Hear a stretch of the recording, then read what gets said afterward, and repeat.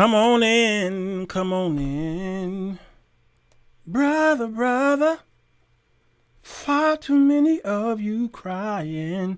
Y'all know that song, right? Y'all know I was going to do a song like that, a social conscious song. You can't go wrong when you're doing a little Marvin Gaye. I just wish I knew all the words. Brother, brother, brother, and it's high too.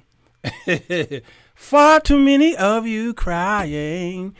Hey, come on in here. Those of you who are coming in live, I got a very hot show coming on today.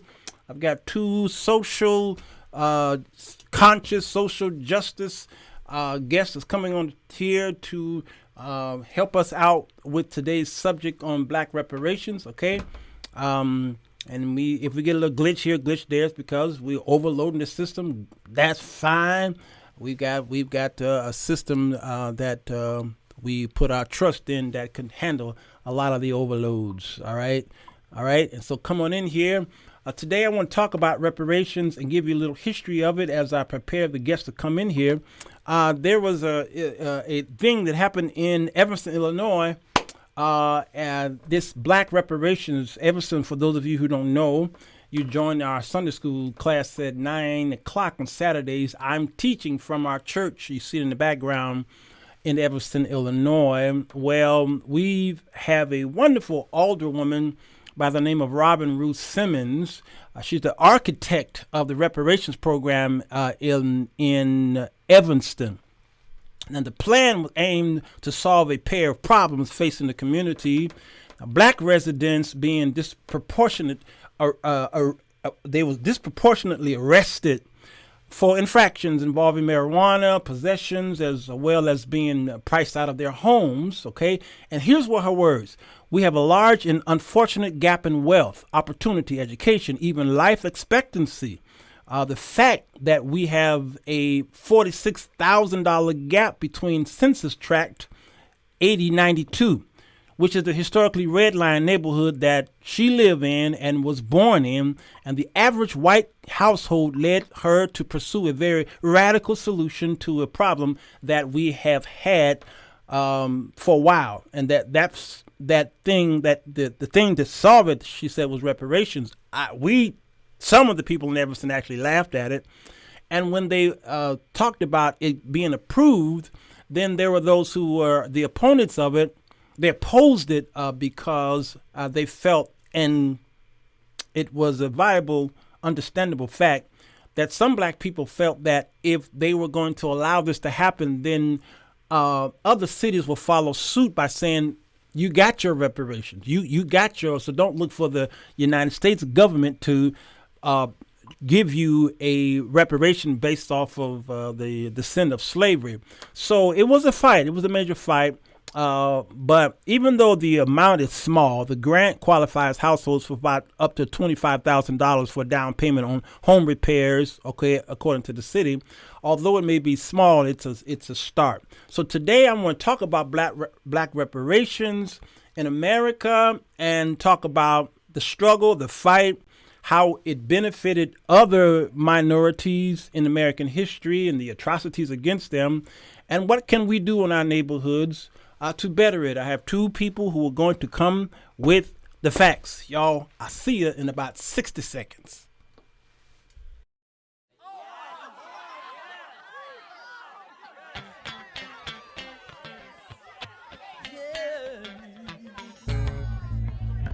Bass.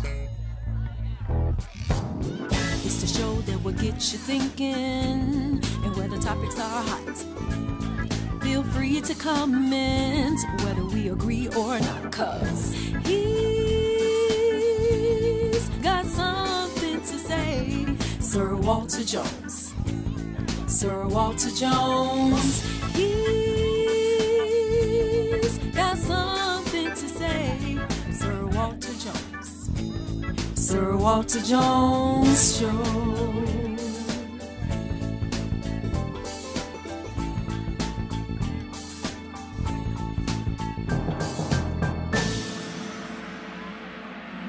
Come on in. The water's fine.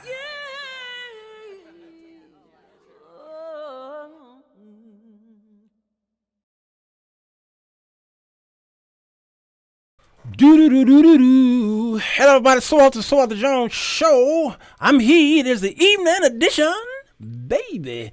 How y'all is? Come on in. Water's fine. Chester is here. James and a pretty lady is here. Margaret and Scott and Holstein and man, Paxton and Carter and Joyce and a whole bunch of y'all are coming in here. April Echoes. All right. Hey, y'all doing all right? Good. Listen, reparations. What do you think about it? Everybody got something to say about it. Black folks got something to say about it. Believe it or not, there are a lot of blacks who feel that, well, no, it's a waste. Why do it? Long time ago, what are you going to do with it? Spend it on Nike and wasting on buying new cars and doing all this stuff.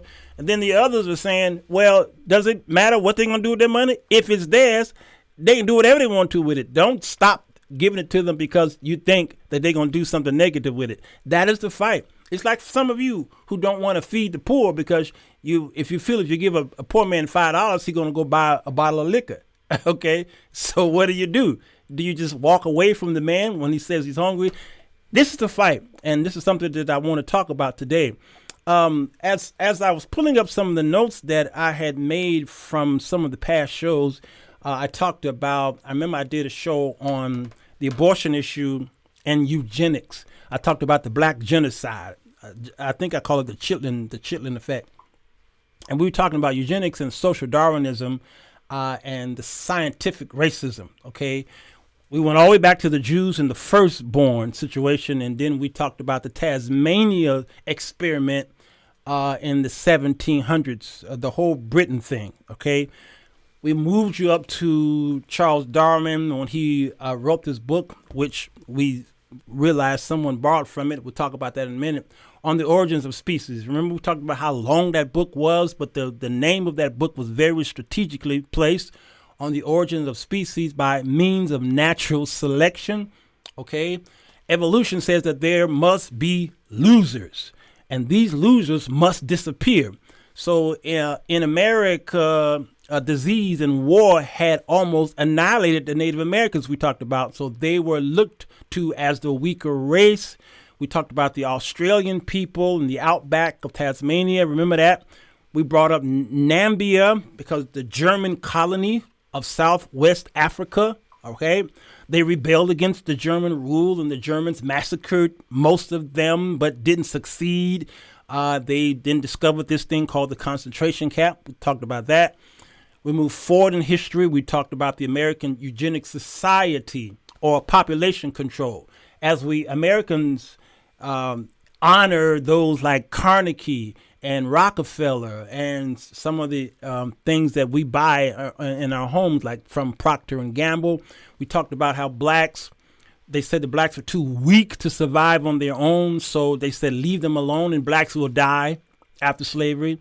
And then colonialism says ship them back to Africa. And then they said, no, that's not working. So let's have whites procreate to overwhelm the population. All right. Then what happened? There was a high infant mortality. They had to stop that. Then they said, well, create an environment that would cause blacks to commit racial suicide. That didn't work. And then the white elites started this eugenics issue. It goes on, and they started using code words by calling you feeble-minded, unfit, immoral. You are an imbecile. These words were created around you. Criminals, you are a moron, or you are a thug. All these words were created as code words, and some of these words are still used today on certain TV news networks, especially conservative media still use those words. If black people are in the street marching, they are considered criminals or thugs. Okay, but when whites march, it's a different construct. Okay, that goes on. And African Americans had their genitals removed, they were amputated, their bones were removed, radiation exposure, brains cracked open while they were yet alive, blood was drained out with no painkillers, put in cages. And the story goes on, and you have to understand history to understand the black struggle.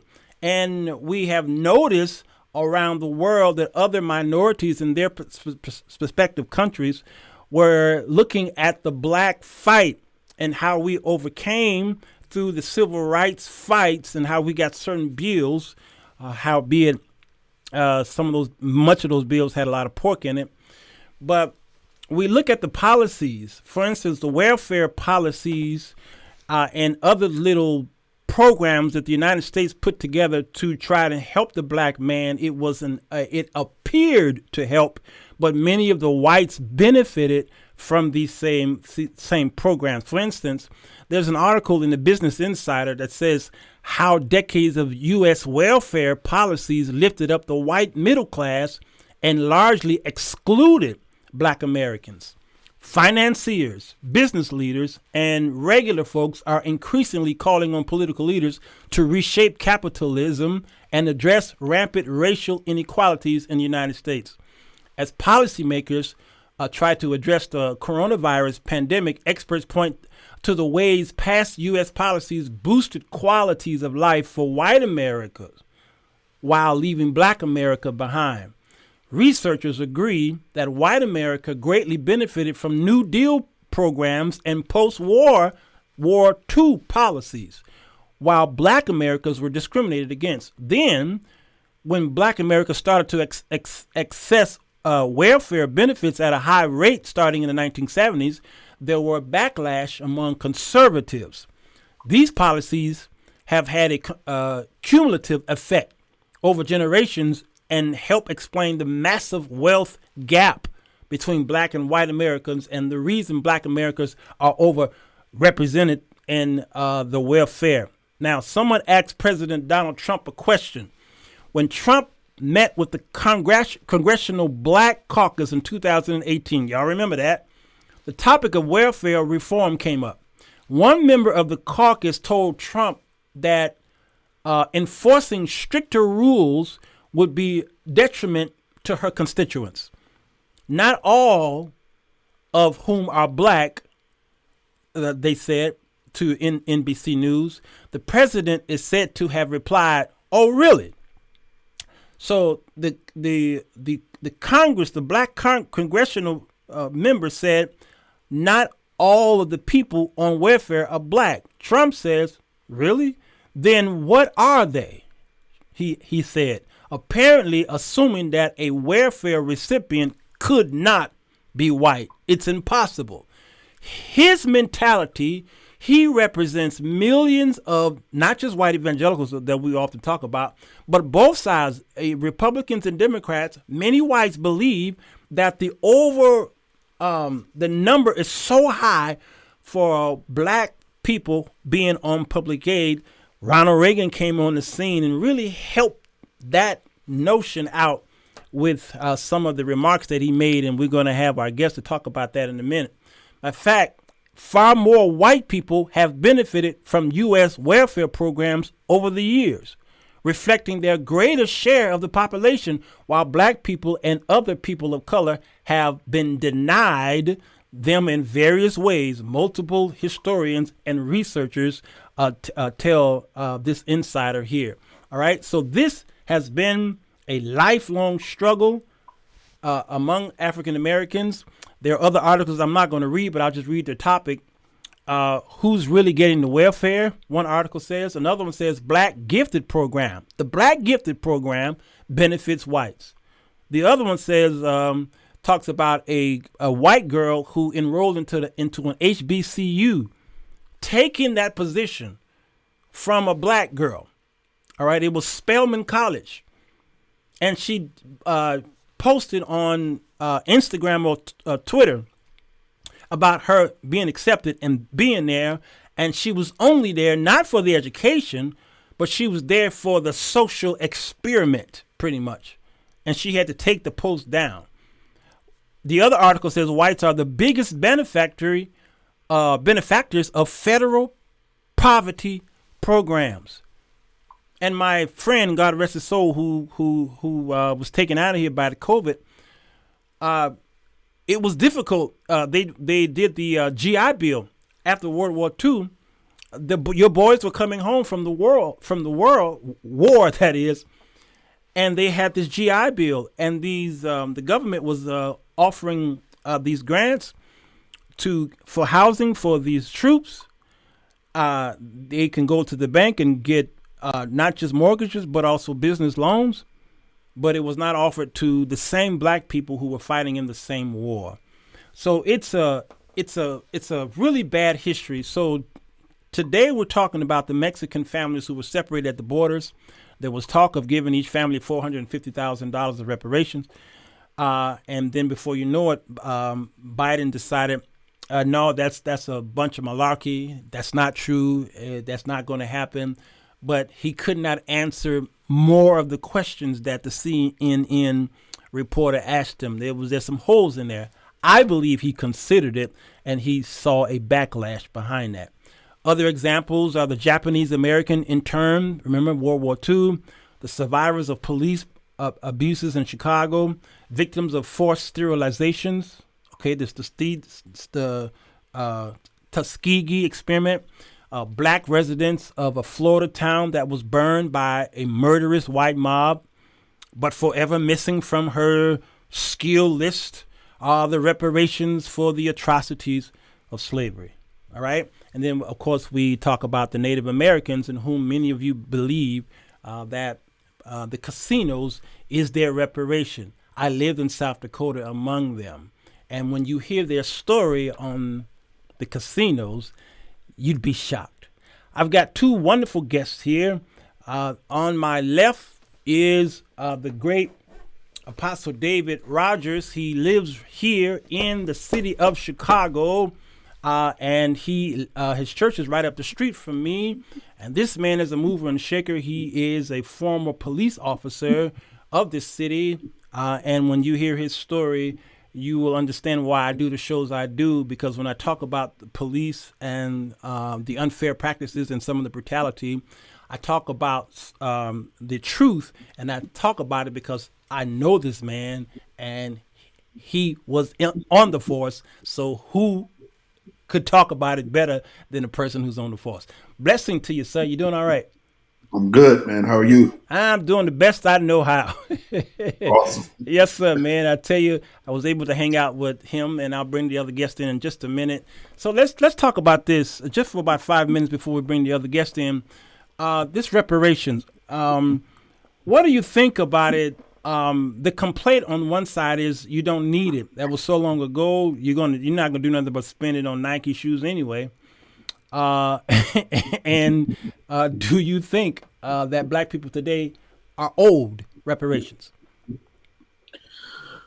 Well, we've been fighting for reparations through the legislation for the past 17 years. When I first got involved with the movement, you've already given a couple of case studies. The Japanese were interned for 3 years, and every family got $25,000 and above for 3 years. The Jews in Nazi Germany received reparations upwards of $10 billion based on United States pressure for their reparations. So reparations is not something that is foreign to this country and to our policy. I'll give you another example of that. We've been in Afghanistan and Iraq for the past 20 years in war. Our foreign aid budget every year is $300 billion. So these, on top of the defense budget, which is $989 billion, we spend another $300 billion in foreign aid to nations that we go to war with, to repair those nations. You remember when we first had Desert Storm, when George Bush Sr. was in office, Dick Cheney, who was the vice president, received almost 90% of the federal contracts that were paid to rebuild after we went over to Desert Storm and bombed their cities and their children. Yeah. So to say that African Americans in the United States who were enslaved for over 260 years and then discriminated for another 100 years and now being biased and murdered by police for another 70 years for a grand total of 402 years are not deserving of what the strategies were to purposely eliminate us financially, economically, and politically. It has no basis in fact. We deserve reparations. We need it because granted, and despite all of our commitment and fidelity to this nation, African Americans have fought in every war that this nation has done. We've been citizens, we've paid taxes, we've done all of that. We served in every area. We've never, declared war on this nation for what they did to us. Right. And to say that we're not deserving of reparations is absolutely insane. So we're deserving of it, and we need to mobilize as quickly as possible to get it. Now, how do we mobilize? Well, it's organization. We got to start at the family level, move to the church level, to the community level, city level, and states. There are a few states that have already passed reparations bills. You said it, Evanston earlier. One of the cities in California, I can't remember right now, they passed a reparations bill. There's several other cities that will soon pass reparations bills at the city and state levels. And so it's starting to happen, but it needs to happen at a quicker pace at the federal level. And it's not like they don't have the money, because they do $300 billion in foreign aid every year. So how do you pay for people outside your house and you don't pay the people in your house is absolute lunacy. And not to count the money that's put into military. Are we going to have $89 billion a year? And as we were speaking to our dear sister I'm getting ready to bring on, she gave us a number on the Afghanistanian, or was it you? One of you gave the number on how much money was put into Afghanistan fight. And we were fighting two wars at the same time. And not to mention how spread out thin the United States military is. All four branches are spread out all over the world. And we're trying to fund all of these. They may not call it a war. They may call it a scuffle, or we're just over there, just checking things out. But America's something else. But again, the same policies that they enacted against us in slavery are the same policies that they're acting in other territories and other countries. Yeah. So they won't call it slavery, but it's an occupation because they built embassies in other people's countries. That's right. And the military is serving as a police force. It's not a military force, it's a police force. That they're using to suppress and change different regimes and leaderships to keep United States superiority always at the forefront of the global exchange. Absolutely. I'm going to bring here, I've got a book here that I often talk about here. This is called Biblically Black and Blessed. All right. This is by dear Pastor Henry Rezor, What the Bible Says About God's Relationship with Black People. When I turn to page 38, you see the lineage of Noah. All right. His three sons, y'all know them, Japheth, Ham, and Shem. We see that Japheth gave birth to these people of Ezekiel chapter 38, Magog, Gomar, Tubal. Okay, that's these kids. That's the European folks over there. Shem, of course, are the Jews. That's why you get the term anti-Semite from, and things like that. There's Aram. Okay, very familiar names. Here you see Ham. Okay, Noah, Ham's boys, Cush, Canaan, Mizrah, and Put. All right, you'll see Persia, you'll see Ethiopia and Egypt, and certain names were changed. Okay, Iran, which was Persia, changed in 1935. So you see the old names in the Old Testament, but these names have been updated. But through the lineage of Ham, you'll see. Let's go to Ham. You'll see a very peculiar family. All right, because when we see Ham, the Cushites, you see these names here. Everybody talk about. Remember back in the 70s, there was this big thing about being Nubian princes. We were watching Roots and all kind of stuff. Of course, the Ethiopians, the Africans, Bushians, all these people that y'all be reading about, and how some white people, some of the old movies, you'll see them with bones in their noses and going whoop whoop and ticking and all that stuff. It was always looked to as a negative thing. But you'll see the family of Canaan, which was Ham. And when you get down here, I see some familiar people here: Vietnamese, Japanese, Asians, Eskimos, American Indians. All right, look at all these names here. Looks familiar, don't it? There's China, Cana. Okay, and I think that might have been a typo right there, but that's China. Okay. That's Ham, y'all. That's who we come from. The next guest I got coming on here is your sister. Y'all, I set you up. This right here Hi. is our dear sister in the Lord. She is, I see her every Sunday morning at Faith Temple Evanston, the same place where the whole Black Reparations in Evanston kicked off from one of our members. This is Zoe Mobb. You doing all right?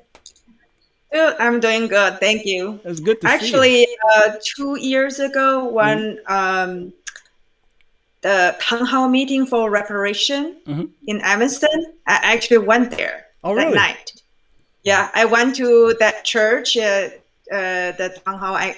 One of the actors came and talked about the reparations. Yeah, so okay. I was so excited when I saw the news, and I live almost next door to Evanston, so true. I just drove there in a cold night, and I was very excited for the news. That's awesome. That's awesome. So you tend to have a love for the African American fight. Okay. Why is that? From someone from China, you're here. Why are you so concerned about African Americans? Well, first of all, I grew up in China as Chinese Muslim. So in China, I was a minority, and then in 1994 I came to United States, and I'm still a minority here. So I see things through the lens of being a minority in the society. And also in China, I came from the mainland part of China, which the government's in Beijing. And this new China was founded in 1949. Represent, China mainland and Taiwan was one country during the Civil War after the World War II, between 1945 to 1949. It was one country, but there was a Civil War going on. But in 1949, the Communist army defeated the nationalists who fled to Taiwan. But right after 1945, China actually was one of the 5 members from the UN. So that's why China has the seat as the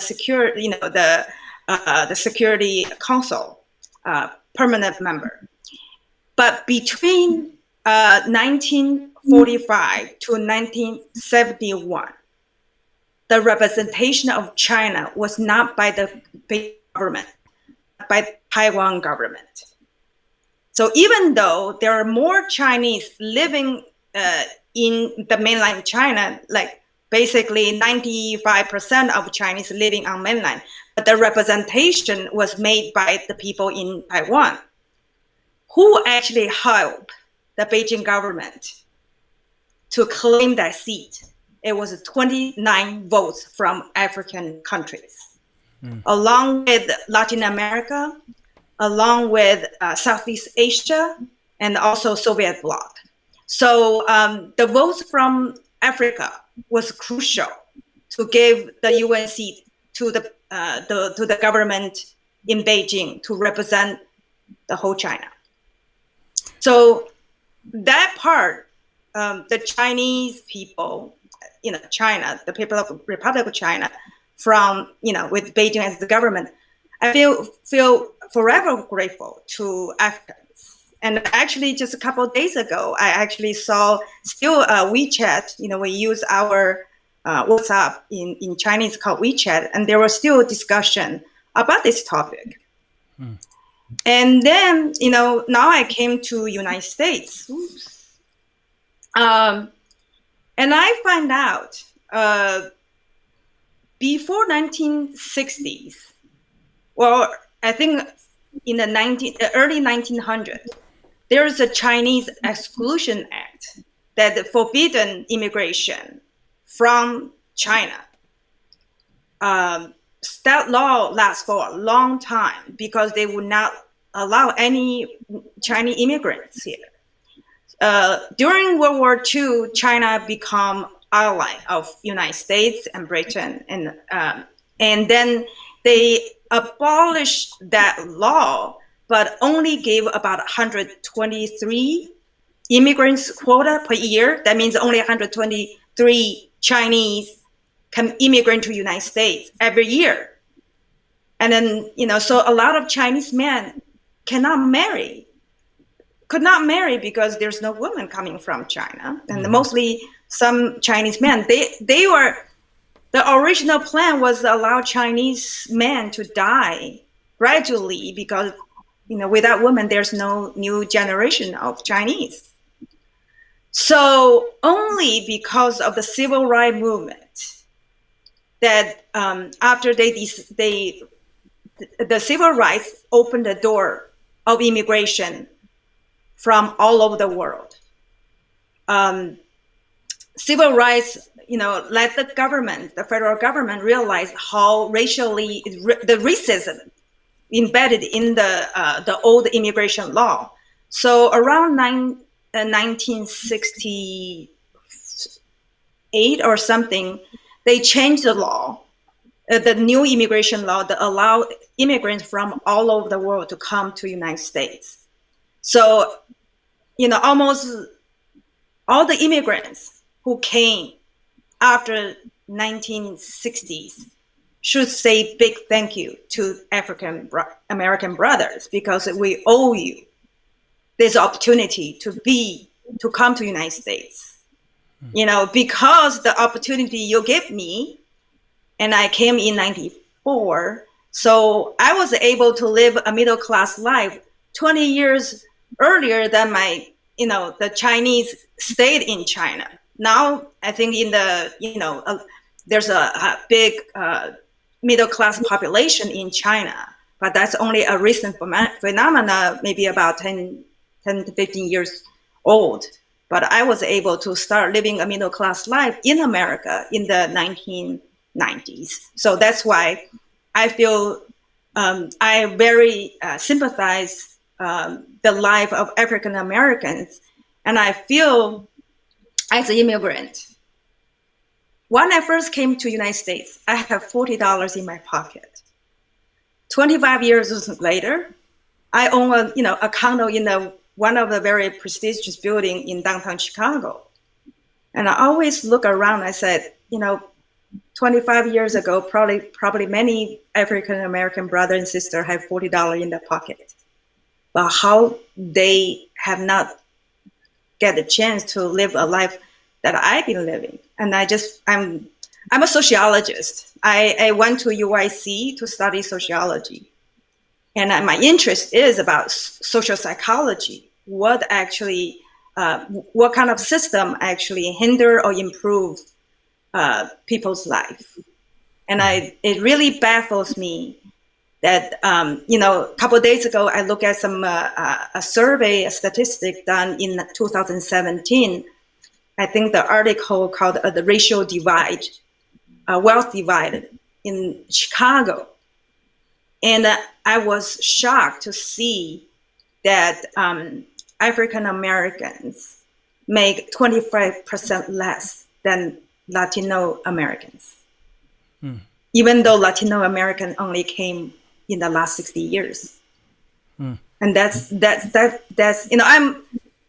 I believe in God. God wants all of us. We are created equal. We should live a life with common prosperity. I believe in common prosperity because that's what God wants us to be. Yeah. And that's why I feel I want everyone, especially those one I owe my gratitude to live a life like I do. So help us out, Pastor Rogers. She said she was baffled by this statistics. Is there an answer from your walk in this great city? Why the disparity? Well, when you have a 260-year head start on wealth creation, there's going to be disparity. That's the whole reason for reparations, because you have to equal the playing field. So here's the thing, because most people, when they hear the reparations talk, they just hear the word reparation, Right. and they say, okay, it's a handout. Let's talk about wealth, because most people don't understand it because they don't have it. They just think it's just money. Right. We didn't lose just money. We lost time. Not only did we lose time, we lost opportunity, because the people who generated billions of dollars, this is the 1600s, 1700s. The cotton industry in the United States of America, through African slavery, produced 60% of the world's cotton. That's right. The world's cotton, 60%. So if we just do the mathematics today in any industry, if you own 60% of any industry today globally, what kind of income would you generate? Now, they were generating billions of dollars just off of cotton. We're not going to talk about tobacco, soybeans, corn, all of the other agricultural products that were produced in the United States on free labor. So on top of us providing free labor for 3 centuries, we also lost 3 centuries of opportunity to build our own businesses. So here's the weird part. I don't know if your followers know. When the Emancipation Proclamation gets signed and we're freed from Southern slavery, because it didn't do anything with the slaves that were in the North, and that's a whole nother story. A lot of people don't know that Northerners owned slaves as well. The United States government paid reparations, but they paid them to the white slave That's owners for losing their Losing slaves. their slaves, yeah. So this country is not adverse to paying reparations. It's just, we're not going to pay you any. They paid the Japanese, they paid the Native Americans, they paid Afghanistan, they pay Iraq, they pay it's $300 billion in foreign aid every year to everybody around the world. And African Americans have not received not one single reparations payment. And lastly, on top of that big gulf in the wealth gap in 300 years, plus all the billions and billions of dollars that were created in those 300 bills, they lied and said that they were going to give us 40 acres and a mule, which is a part of a reparation. That was taken away by us because they assassinated Abraham Lincoln. And when Andrew Johnson came into power behind him, he rescinded that order. And that's how the white slaves owners in the South receive reparations. They receive reparations for losing us. Yeah. So these are the things that we're not discussing. And these are the things that need to be understood about what happens when you create wealth for one people and then you socially engineer poverty for the rest, because it didn't end at slavery. And this is why we're calling for reparations, because after that, then we went into Jim Crow, then we went into redlining, and as we come out of the agricultural age into the industrial age, now we can't get jobs up north. We were running from the South because the Ku Klux Klan was lynching and burning and bombing churches and raping and pillaging, and all of the psychological, physical trauma we went through, the financial trauma we went through. Nobody ever healed any of this. And then we come up north, and now you can't get a job. Where our church is in Roseland, the Black Porters started the first union to bring parity in employment.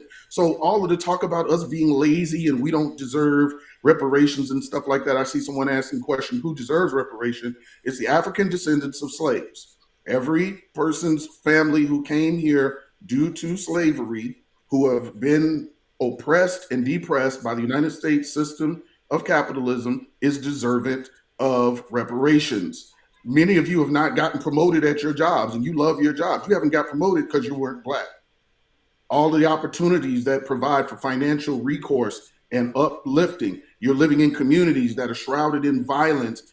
They allowed other people to come into our communities and create businesses and won't even give us the same amount of money that they give a person that comes from another place into our community to build businesses.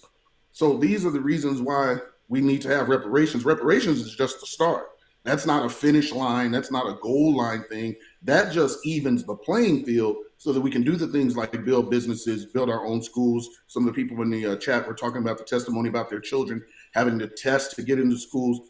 We have HBCUs. Why don't we have HB grammar schools and high schools? Why are we not allowed to start our own schools? Catholics have their own schools. Lutherans have their own schools. Why don't we have our own schools to educate our own children?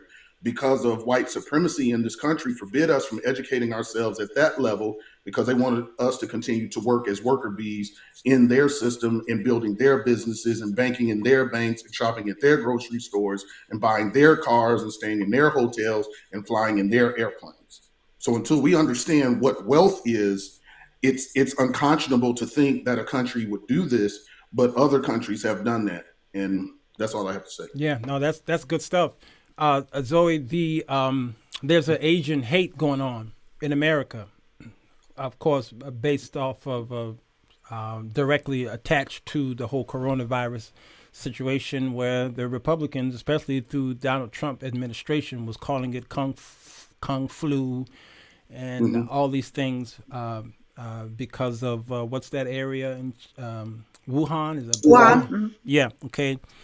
So before you know it, we turn on the news and we see many of y'all are being attacked, which is something African Americans were used to seeing happening to us.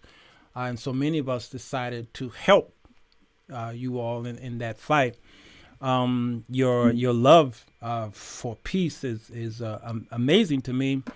But my question to you is about China. Do you see a similarity on how African Americans were suppressed in American history? Did the same thing in a sense happen to you in China, and how did your people overcome that, or are y'all still in that particular struggle? You mean being a minority in China? Yeah. How are I you think overcoming? you should be surprised how China treats its minorities. We are VIPs. Wow. You know, my personal story is, okay, because I'm a Muslim, so, and the majority of Chinese, even, different ethnic groups, they are not Muslims. There's a dozen different ethnic groups actually practice Islam. And my mom still, in her 80s, she pray every day. 5 o'clock in the morning, she first pray, and then after that, she goes for a nap.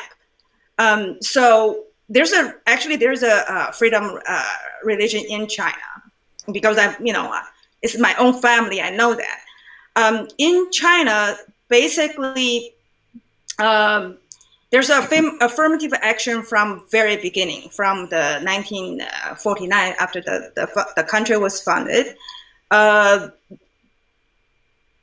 Because we are Muslims, so we have, we were built for just our kosher cafeteria in colleges and workplace, because we don't want to mix with, pork eating, ethnic groups. And also we have affirmative action in terms of education, in terms of housing.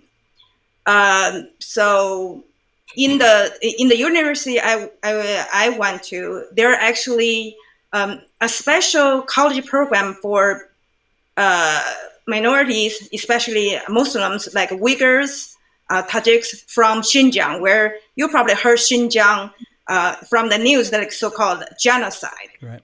But I've been there in 91. After I graduated from college, I made a trip to Xinjiang. I spent a month there. And then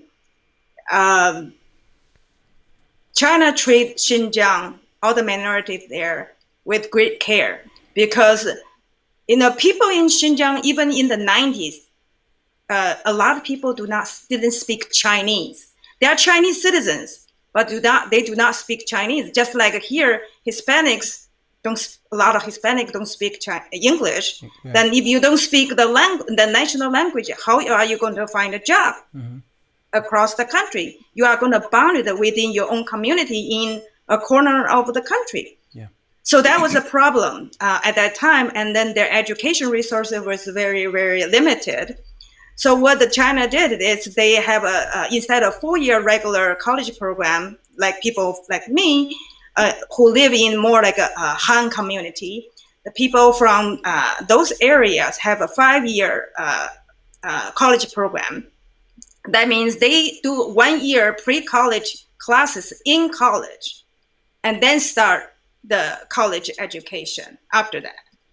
And then in terms of housing, when I graduated from college, I got a job to work for a factory. And we normally, the factory normally provide dormitories as housing for us. And because I was a minority, instead of, as other people normally like 4 people share a room, because I was a Muslim, I have a private room all to myself. So in China, everybody wants to become a minority because all the perks come along with it to being a minority. And sometimes the law will bend in favor of minorities. Like my mom was being, at one point she was a vendor in the farmer's market.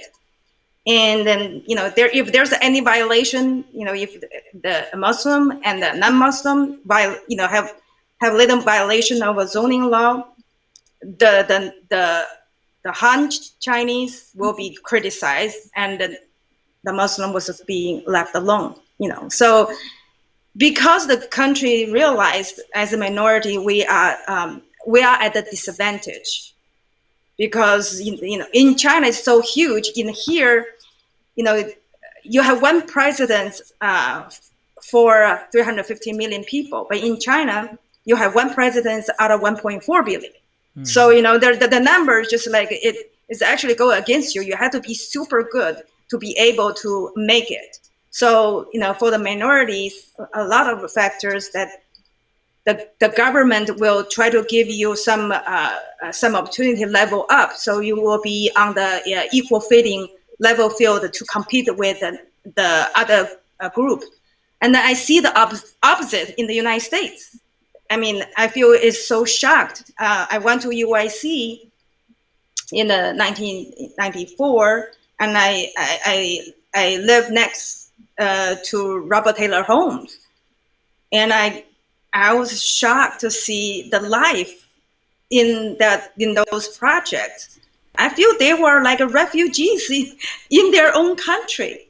Sure. And I just feel that's one thing is, U.S. has been very nice to immigrants. They are just not very nice to African Americans. Shame. My first job was to work in I have to find myself. A Jewish Federation of Metropolitan Chicago, and in the refugee resettlement program. So my job was actually kind of a survey of how the refugees being resettled in the United States, in the Chicago area, in more like Illinois. And then there is a job training service for them. There's also even service housing assistant. I mean, now, like even today, the news about paying the illegal immigrants at the border for a family being separated, that topic's still not done yet. Even maybe they will not get $450,000 per family or like per parent, but U.S. states is going to pay them. But what about African Americans? Okay, you guys, I feel people like in Chicago in this wealth disparity survey shows there's huge percentage of African American have income less than $10,000 a year. That should be classified as refugees, and the government should help them enter society as they have been helping refugees. Those people from Iraq, those people from I think that time from a lot of Russian refugees came in the 90s. There's Jewish refugee. There's many people, and I have a friend who are Vietnamese refugee. came. And then when she came, I mean, I was shocked. She was very anti-Black. And I look at her, I say, first of all, if without the civil rights by the Black people, there will be no refugees coming from outside. There will be no immigration. And then when her family came into the United States, they have a housing assistance, they have education assistance. There's so many assistants. And why those African Americans in not receiving same kind of assistance when they live like a refugee in America? And that's why I feel like this immigration should be helping the life of people living on the bottom of society. A lot of them are African Americans, high percentage of African American compared to white Americans.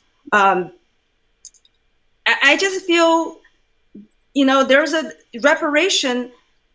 Maybe we don't talk about, give them specific, amount of money and things, but help them to gain the set up a business training, job training, school. Like she was able to go to college with a free tuition as a refugee.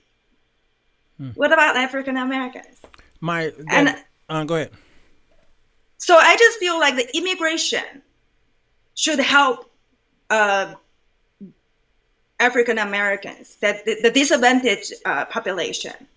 The fees collected. I work with this immigrant investor program. $40 billion came to this country in the last 20 years. None of the money has benefited African Americans, even though the name of African American, the misery of African American help to qualify those investors at a 50% discount. But I don't think any African American community have seen such an investment in their own community. Yeah. So I just feel like, I feel if there's a funding for reparation, I think one source should be the money from immigration. The fees paid for immigration to get the immigration benefit, it should go towards reparation for African Americans. Absolutely. Your response to that, Rogers? Well, the entire construct has never been fully examined. And so most people are looking at these issues from a very limited lens because, again, we don't understand the full scope of what is happening to us. When we talk about these issues in slavery, people still think we're talking about 1619 when Christopher Columbus comes. Right.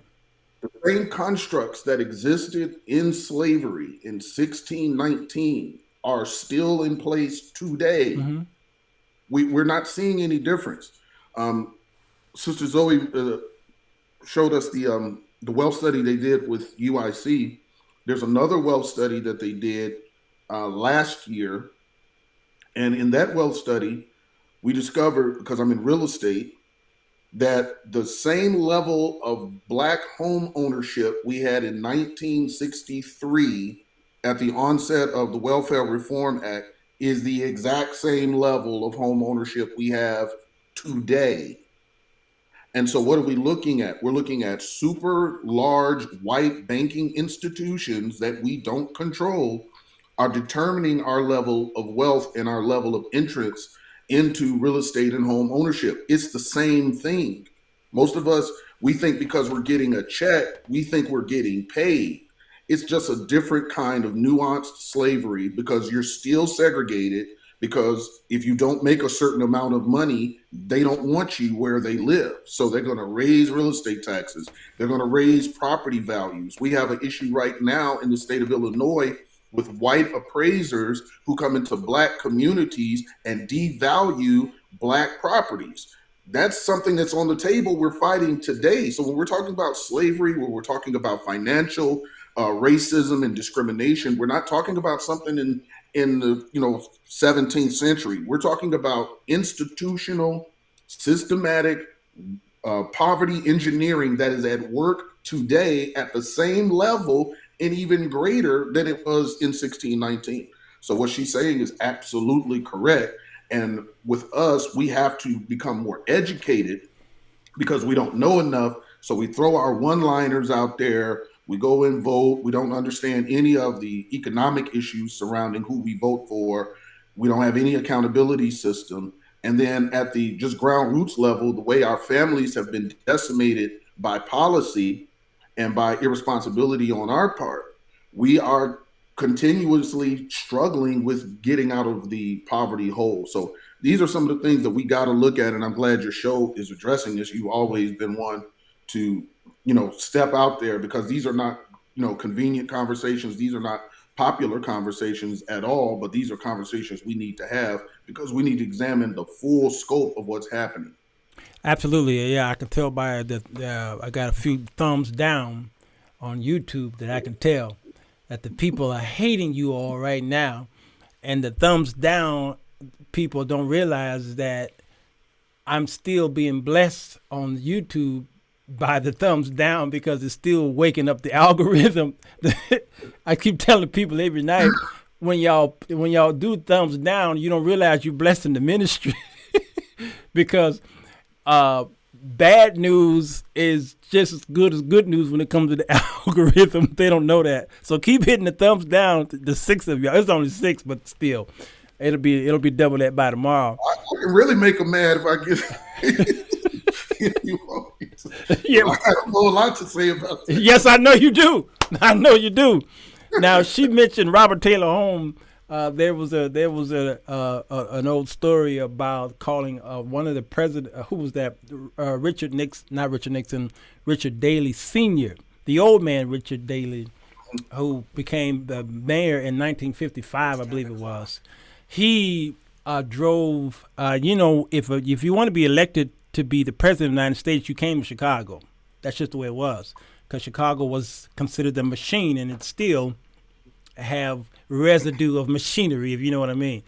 It's still the place. Yeah, still that place. And it was JFK who came to town as he was, he was campaigning, and he was in the car, and they drove past Robert Taylor Home, and Kennedy pointed at those tall buildings. He said, "What is that?" And Daley said, "That's my tool chest." He said, "Tool chest? What is that? What do you mean tool chest?" He says, "When it's time to vote, I go to my tool chest." You understand? We show up and I pull out my tools. Who are your tools? Those black people. And they come out. I give them whatever they want within reason, and they vote for me. And when you're done with your project, what do you do with your tools? You put it back in the chest. Absolutely. You put it back in the chest. And that's how black people have been used and utilized in politics, is we've been the tool chest for a few hundred years. Now, she's talking about the Chinese African connection. Brother, you have a connection that you did with Pastor Chris Harris with the Jewish Federation. Can you tell us a little bit about that? So in order to combat violence, Pastor Chris Harris, who's the pastor of Bright Star Community Church, and now he's the pastor of St. James Church of God in Christ out in Roseland, he formed an organization, a 501c3 community development corporation entitled Bright Star Community Organization. And his vision was to provide mental health care for youth and children and people in our community who are being impacted by gun violence. And so he invited a team of psychologists from Israel to come here to Chicago to train his team. And so he invited me to those meetings. And so what he did was he formed a partnership and a relationship with the Jewish community by doing that. And so what happened was they began to then help fund, support, bring resources. We got invited to the Kennedy Center for Mental Health program, where JFK's nephew, who is a state representative in Springfield, came, and they just did this whole, big thing on mental health. And they've been supporting what Pastor Chris Harris is doing through the Bright Star Community Organization, because a lot of us don't understand wealth is directly tied to mental health. So in the city of Chicago, like you said, what we don't want to talk about is we are the number one state in the United States of America for defunding mental health in the past 10 years. We went from 12 mental health facilities to 5 now, and one of those are scheduled to be closed. And so when you're looking at violence in the city of Chicago, I was the police. Violence is not just drugs, it's homelessness. Because we have 25,000 homeless teenagers and 137,000 homeless families. And so that becomes the catalyst for the mental health is driving violence, because now you have people that are selling drugs, they're robbing, they're doing home invasions, they're doing carjackings. We've had almost 1,100 carjackings because people are trying to survive. And all of this is engineered. This is coming from City Hall, Springfield, Washington, D.C. And if we don't understand that, we're going to continue to push that self-Black hatred. I can't stand my people. I don't want to be around them. They this and they that, without understanding this 402-year cycle that's been engineered against us. 402-year cycle engineered against us. I'm going to ask 2 more questions before we leave here. Sister Zoe, as it pertains to this, what is it that, because as you were speaking earlier today in our little meeting, African Americans can come to China and benefit in their educational program. Tell us a little bit about that. Okay. Probably you don't know, there's actually 200,000 Africans living in China. In like South China, there is actually a quarter in the city of Guangzhou is called Chocolate Village, because a lot of Africans actually live and work there. So that's I think today also I show you YouTube show African students studying in China. Actually, I think back during the Obama administration, there is a exchange program that there's a 1,000 per year Americans. Doesn't matter if it's African American or Latino American, that can go to China and then enroll in Chinese universities. And even without the program, China has the most affordable college education. Almost $1,000 per year, school year. That is your tuition. And in China, they actually they open up many of the universities for foreign students. So you can start engineering, you can start medicine, nursing in China in English programs. So you don't have to learn Chinese. Of course, if you can speak Chinese, then you can even get some scholarships. So all room and board are paid, tuition are paid.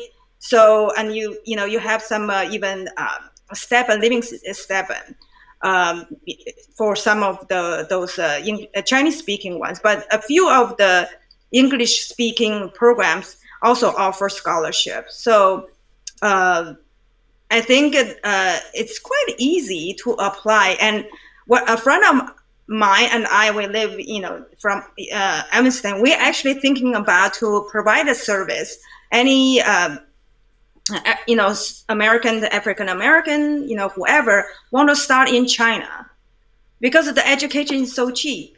And then why you want to spend $40,000 a year for just a bachelor degree when you can get $1,000 per year, and then you come back and then you can, if you want to advance your study, you can apply for a graduate degree in the U.S. And that's how I start my life. I have actually at my time it was the college was even free in China. And then with my bachelor's in China, I was able to apply for a graduate degree at UIC. And at that time, UIC has a free scholarship for the master program too. And that's how I come. For China to develop the economy, it's because China has sent, thousands students to UI to learn. I think now China is a growing economy, and in many fields offer a lot of opportunities for African Americans to study over there and learn how, some new business models, and come back and then build up Black America. Yeah, no, that's good. I see in the comment sections about the Africans and how they're being treated over there. We talked about that earlier about many of the Africans are coming over there with no visas. All right, and they were treated a certain way. But did your president do something recently? Yeah, I think it's because China immigration policy is also as strict as U.S. So you have, if you come to be as a student, you cannot work in China. So actually, there are 90% of Africans live in China or on an illegal status. Mm-hmm. So during the coronavirus outbreak, China is doing all the monitoring. So they are tracing, because those Africans, 90% of Africans did not have valid documents. They could not be traced. So that's why they were all picked up. And then it caused a lot of protest. So when African nations talked to the Chinese foreign ministry, China granted amnesty. So all those people were able to have a valid document to stay and work in China. And those issues was addressed like that. Yeah, there was, because when you are going illegal, you disappear in the crowd. But when they start tracing you with the coronavirus status, you can't go anywhere because you will not have the code to pass inspection. And that's how they were picked up. But finally, they were offered amnesty to have a valid visa to work and live in China. Absolutely. Roger says here, it's a shame that a Black man in America has to go to China to be educated and then circumvent his way back to the United States. He said, what's wrong with this picture? Rogers, we talked about earlier today, we look at, some Black people look at China being enemies, and then Jews look at Blacks being enemies, what have you. But it seemed like the two of us, the three of us, look at this as the enemy of mine enemy is my friend. In order for me to get something done in America, I got to go I got to go and team up with a foreigner to get the things that I need. All right. Now you mentioned the Kennedys. By the way, let me brag right quick. Were you talking about this guy right here? Wait, let me get the picture right. Were you talking about this guy right here, Rogers? Absolutely. Oh, I know all the Kennedys, man. Now, don't fool. I know the Kennedys. Wait, my friend. Yeah, hold on. I got another one. Here's my other friend here. He also was on my show. Let me make it smaller here. You know this guy here? He looks like someone I met at Springfield. Yeah, he ran for governor. The ice cream guy. A couple years ago. He is the one that's over. What's that building downtown over the river that the Merchandise Mart? You know, the Kennedys own that. Okay.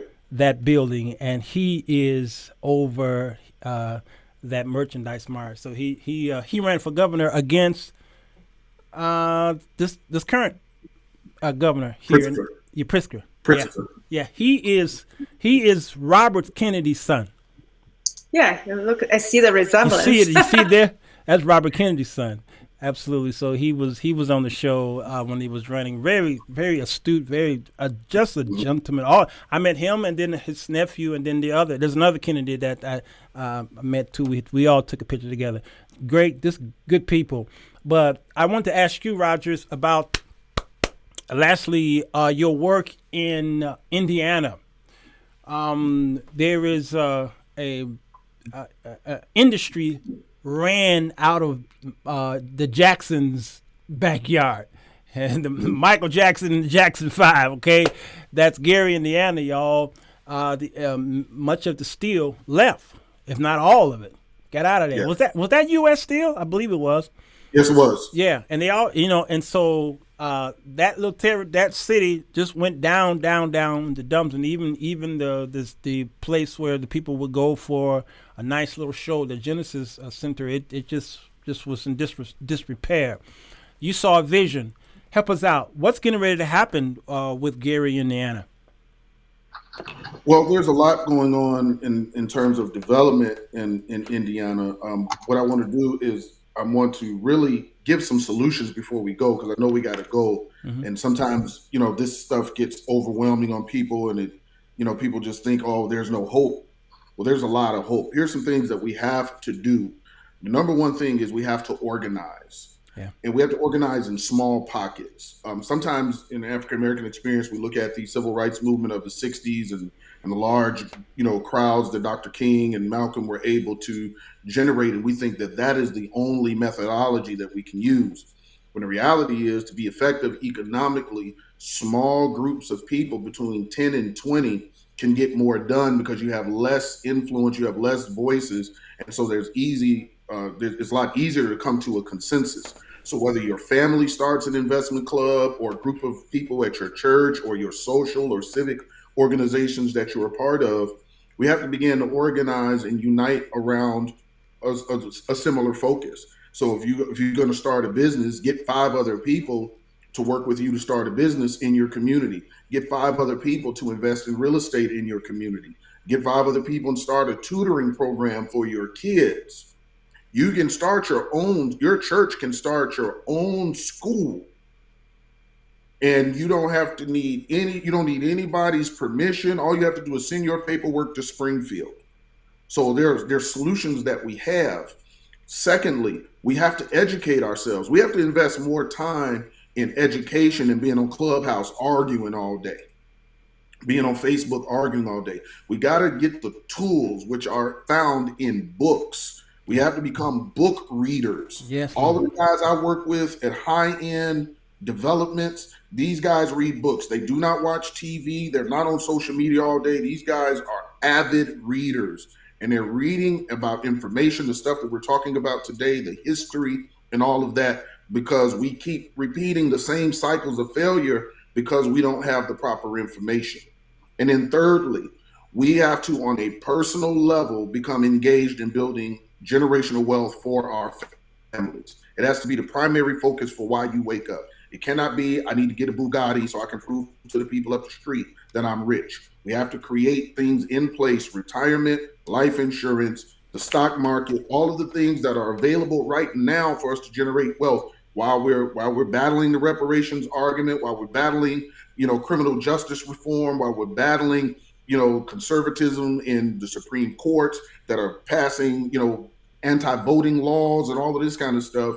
The things that we can do on the ground level today in investing in the stock market and purchasing real estate and building generational wealth, those are things that we as individuals and as a small collective group of people within our circle of influence need to start engaging in now. We cannot wait for the White House to have some kind of magical, epiphany about our deliverance.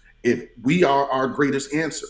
And I want to encourage us. I'm moving to work with a group of people to start a national HBCU alumni association, because I read in the chat, why do we have to go to China to become educated? Well, we won't support our educational system here. We have historically Black colleges and universities right here. We will not send them money. We don't visit the campuses. We don't go and talk to the campus president and the deans and see what can we do to help. Every little bit helps.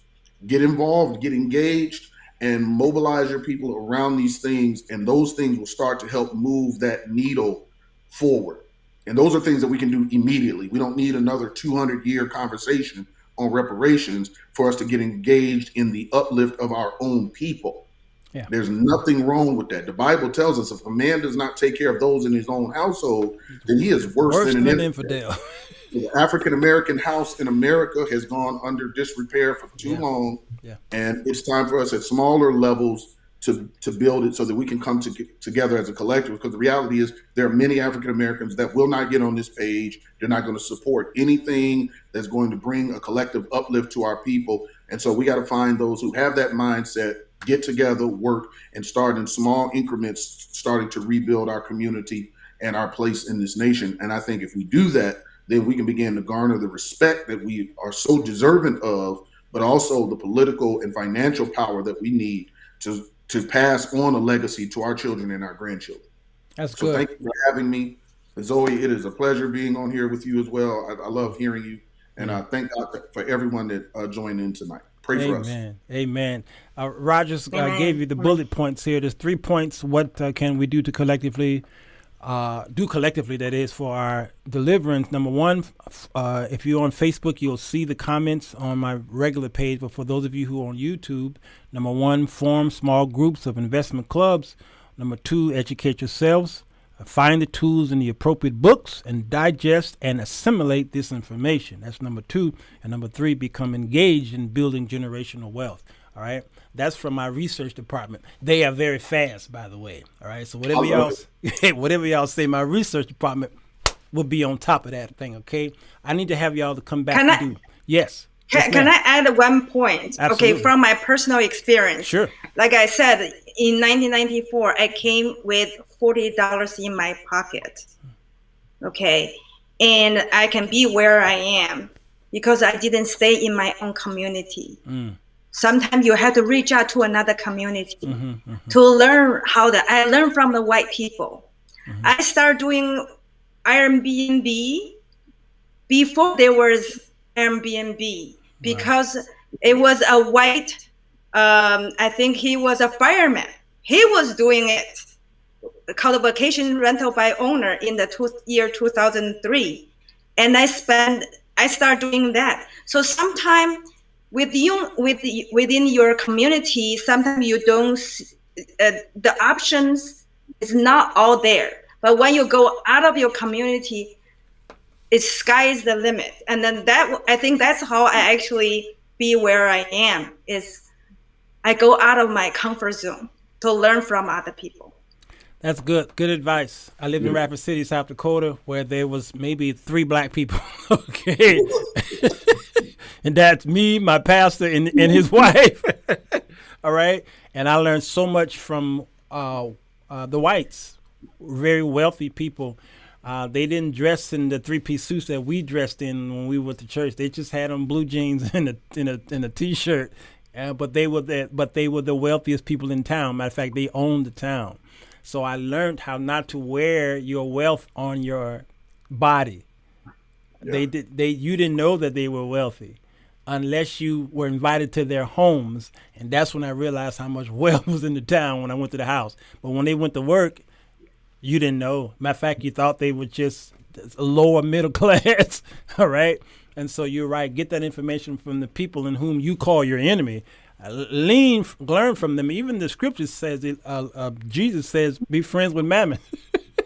Yes. Yep. We do have allies. So yes. the trauma of the slavery and the discrimination tends to create mental, emotional, and relational barriers where we think everybody's out to get us. Right. We have allies. The Jews have partnered with Chris Harris. So they're in Bronzeville. They brought other companies to the table. And so this thing is spreading. I've partnered with some of the people in the Greek community. Yeah. I've partnered with some people in the Jewish community. So I'm not, just one level, one, group of people. I understand my assignment, and I understand that God has touched other people to unlock things for us.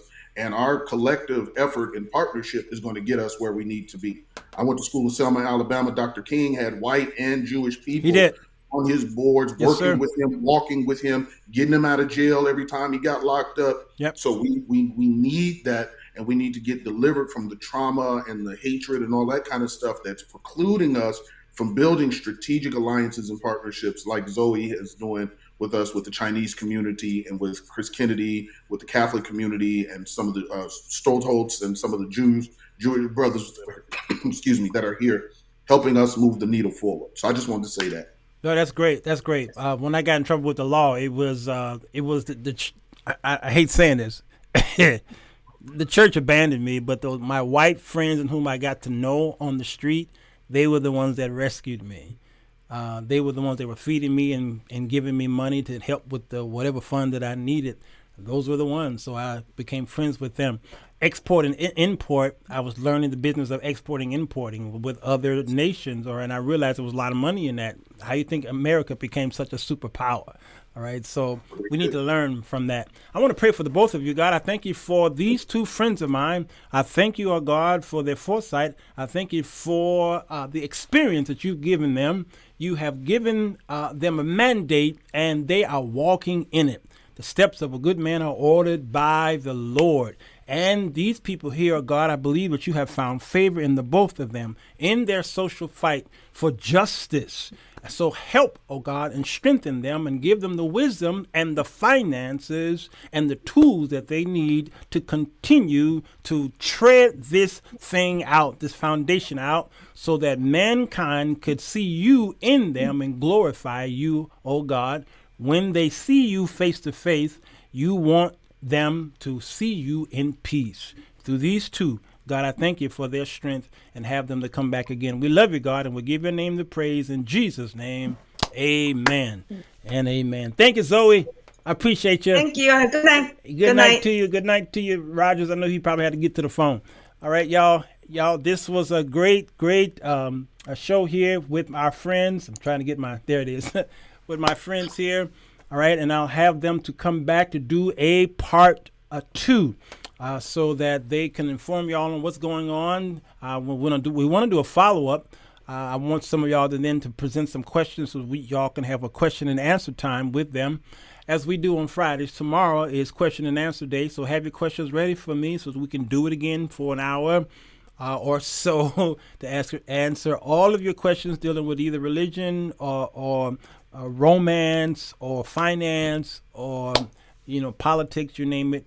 All of us try and answer those questions. Okay, hit the share button. If you're on YouTube, go ahead and subscribe. There's about 100 of y'all left over there. Go ahead and hit the thumbs up if you feel like it, and that will share the gospel all over the world. You on Facebook, go ahead and subscribe. Well, just share. If you're on Facebook, you already subscribed. Okay, you're already my friends. All right. Rewind this show. Be kind and rewind, and everything that you missed, you will be able to rewind it and hear it, take notes, get your books out and study.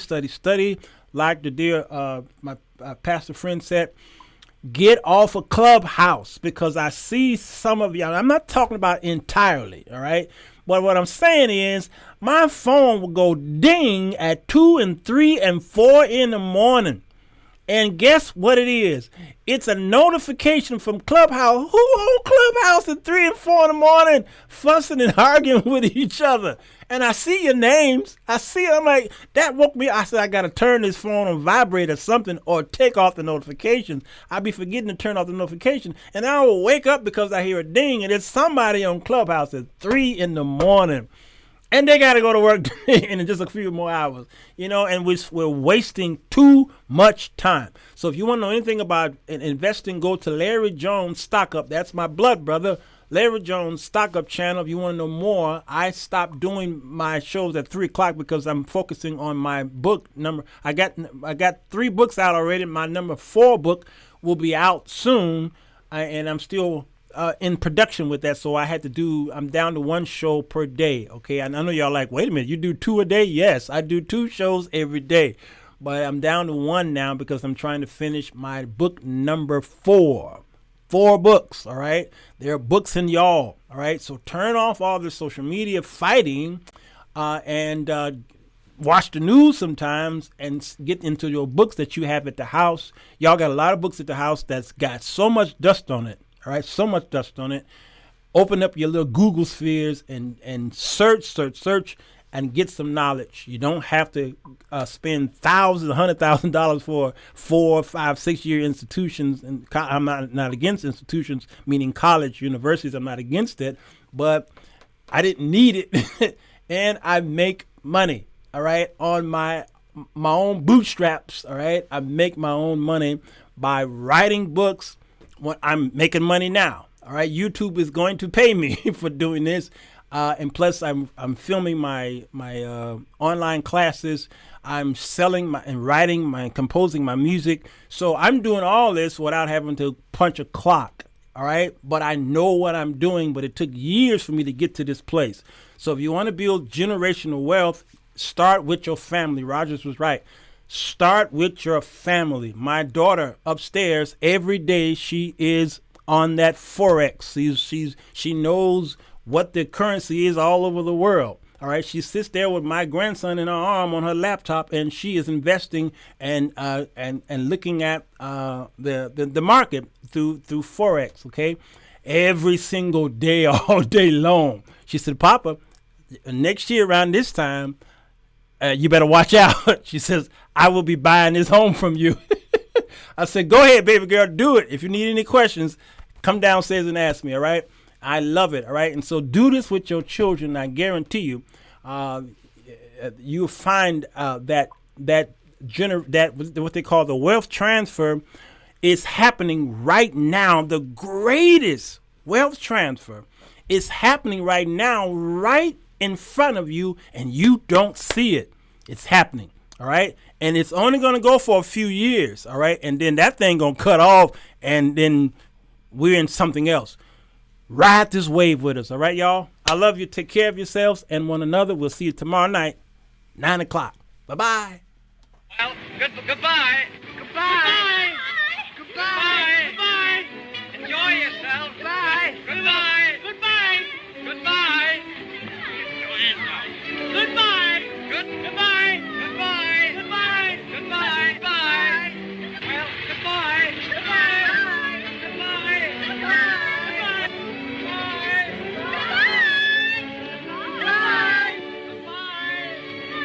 Goodbye.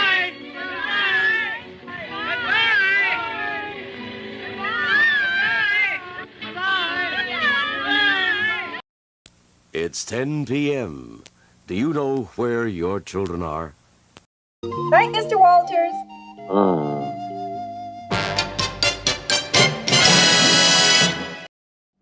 Fellas, does it seem like you can't get a good woman? Ladies, wonder why you can't keep a man?